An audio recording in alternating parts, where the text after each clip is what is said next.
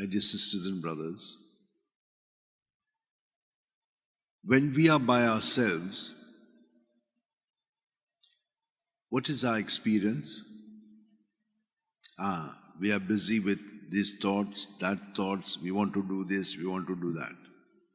Supposing you are not doing this, then what happens? Sometimes they are trying to do something else. I want to put that fellow down, that felly down. Sometimes it is to do some other devious things. Sometimes they are all sex things. Sometimes they are about journeys. Whatever it is, these thoughts are there. And some of them keep going on again and again, the same ones. So what do? You follow them, and therefore you are upset. Oh, you are enthusiastic and want to put it into practice. Are you aware of what is going on in you? Are you able to listen to what is going on in you? If what is going on in you is how you are, that's how you're going to be with others. So when you're with others, you don't listen to them, nor are you listening to yourself. You don't know what's going on. Confusion. This is the work of the evil one. This is living in sin. This is dying. You're not alive at all to yourself, nor to others. You don't know what's going on. You're just drifting.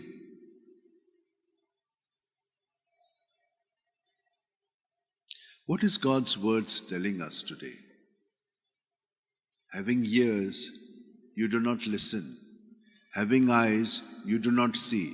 You say, but where it is written? What is the response that we give today? Here I am, Lord, I come to do your will. How will I know what is God's will? When someone tells me something, look at it. When someone tells you something, our first answer is no. First is, we don't go along with it. Others, you have heard, but you'll say, I don't think I can do it because I'm occupied with other things. It's a better answer. Others, they are present to the other, saying they've got some need. But where is this need coming from? You will see different things happening. And that is how we encounter God. Whom are we going to obey now? Here I am coming to obey your will. Which will are you obeying now? Do you know what is God's will? That is called discernment of spirits. To discern what is God saying to me, who is saying things in me, who is saying things outside me. Can I discern? In order to be able to discern, I must be internally present to myself.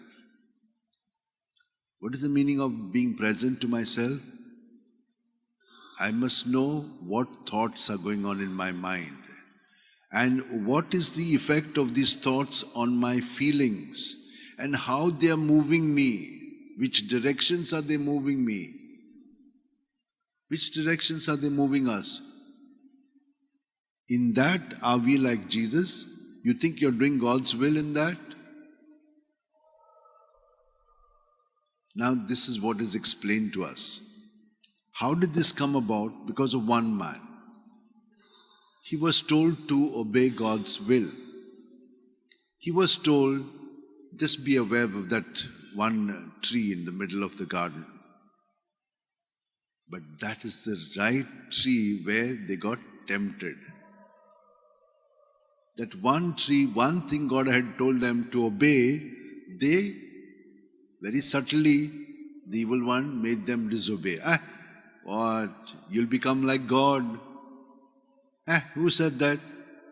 Who is telling us that? These are the type of thoughts that come to us. This is how evil works in us. And we get bullied by this. Why are we bullied? Because we are looking to be like God. I want to do everything. Where God's will is then? Where's humility? Humility is to realize I can't do God's will. I need His help to do His will. Now this is being humble, being simple. Are we like that? We are all proud. You may say, but no, I'm not proud. But are you able to listen to God's word? You listen to people who are talking to you. What have they said? Can you give a summary of what they've said? Can you pick up what their feelings are? Can you know what directions they are following? That is how you will know, and you'll be alive. Otherwise, we are dead. We are dead because of sin. We are doing whatever we like, others whatever they want. We are living in this kind of sin world. And therefore, what kind of prayer do we have? We are having prayer only with ourselves, with our ego self. If you had prayer really done, then today when you're saying all those prayers, you would mean what you're saying. If you can do that, then you will see slowly you'll become alive. We come for Mass and we go back from Mass, nothing has changed in us. We only do a duty and go. But there has to be a transformation when you meet Jesus. Or when you go to see a movie or you watch a program, you get tears, you're feeling down. Why? You're totally in empathy with that. You're absorbed in it. Are you absorbed in Jesus when you come here? No, you are in your own world, here, there, everywhere. So what is the use? The evil one has got his way. Go. Go for Mass, go for prayer, but you're mine. Do we want to be slaves like that to sin? This is what it means. So what do we want?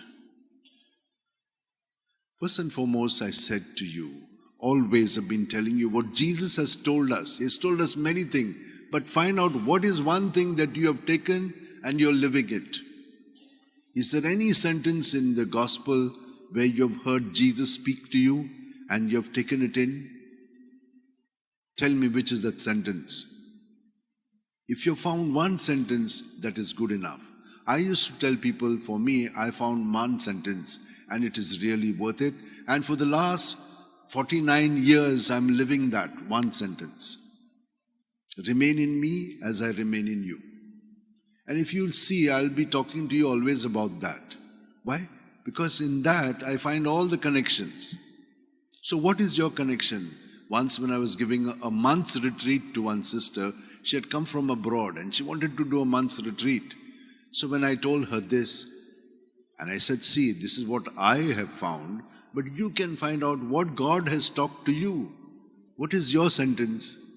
And from there you can see all the connections. Then she said, for me, Jesus is light. I said, start with that. Start with that and explore this fully, because the Holy Spirit will teach you everything and how that will, show you how to live in the light. Why? Because we are different parts of the body of Jesus. So you will be inspired with something from the gospel. There is so much there that is what you will live. That is your uniqueness. That is your individual presence of Jesus that you make to others. This is what is explained to us. Then what He will do? He will take out His clothes and serve you. Why? Because that's what we do to our body, isn't it? When we come tired from out, we take care of our body. We give it a bath. We make it fresh. We put some deodorant so that not only our body, we also feel good, isn't it? That's the way He will do to us when we conform to doing that which we are doing in Him. He will serve us. He's always serving us. He has been the greatest slave of us all. Where have you understood this? Have you ever thought of it? That He is really serving us?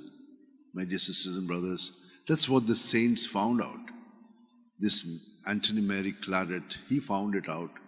And then he gave himself totally to Jesus. And Jesus took him to different places and he founded a missionary society of the Sons of the Immaculate Heart of Mary.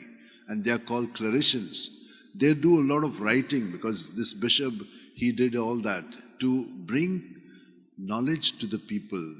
Because I preach a sermon today, and it is good that we have this media where many people are listening and are there. I'm not speaking. I'm allowing God's Spirit to speak in me, because if I speak, you will not get much. But if God's Spirit speaks in me, then you will understand many things which I have not explained, but which the Lord explains to you. And that is what he did. He began to write all these things so that people can read and then come to the knowledge of God, to obey him, so that what Adam had failed, in Jesus we can obey. And that is why I've been telling you, always be at each breath present to Jesus. Because Jesus is keeping us alive. He is the breath of life. He fills me, and I can empty myself in him. I die to him, I rise in him. This is what, at every moment we are dying and we are rising. One day we will completely die here and rise to heaven. And when we go there, we will be happy, saying, "Come, you who love the fathers and have done his will, come. You have served the poor, you have done this." Why? Because I have worked through you. And have we got that confidence? All of us are frightened to die. Why? Because we feel we have not done what we should do. What should we do? We must, in union with Jesus, continue to live. Because in him we have the righteousness of God. And you will see, you'll be very happy if you do this. Look at all of us. How many of us are happy? We are all sad.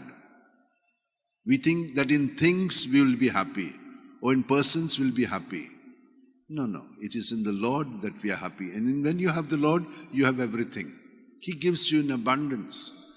But you're not attached to them, because now if you are called, as it is said, you will be ready to go. Because all of them belong to the Lord, and you belong to him. My dear sisters and brothers, every day the Lord is telling us so much, and there's so much here, we can go on and on. But let us stop here. Let us do one thing. Let us be present to the breath. And when you're present to the breath, you'll be present to yourself. And when you're present to yourself, there are so many things happening in us, but the most important thing is our mind. There are all kinds of thoughts that are getting generated. Have you ever been able to calm them down? Then one way is to breathe them all out in Jesus' name, and you will see that Jesus will set you free from all this thing which is going on in your mind. Then you will see clearly from where these thoughts are coming, what are they doing, what kind of feelings they evoke in me. And if you know that, then you will be present to the other, and you will relate better to the other. Let us now hold our hands like this, keep our back straight, close our eyes. At every breath, from our toes right up to our head, Jesus is filled in us. And let us empty in Jesus what there is inside us, of him, of our own, and of others. So in Jesus' name, let it all get out, because Jesus is the only one who can set us free from sin. And Jesus came to do just that, to make us internally free, so that we can in him live righteously in the presence of God, without any fear.